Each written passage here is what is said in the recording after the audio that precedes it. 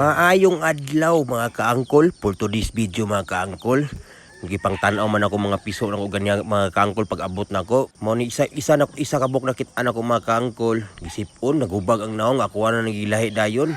May gani na bantayan ako kay tingala ko kay na action na magkapikot ang iyang mata. Video nito ni malikayan mga kaangkol kay tungod sa panahon.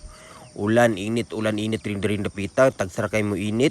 Mo ni gipalitan na akong tambal na unpil mga kaangkol.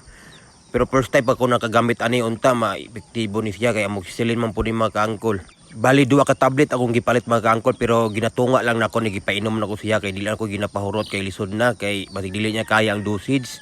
Ginatunga lang nako na sunod pagaugma na pod. Stritong ko nag-upat ka adlaw paimnon mga kaangkol unta maulian na ni kay para di matakdan ang mga ban kauban niya. Maura to mga kaangkol ug daghang kay salamat sa inyo tanan ug happy farming.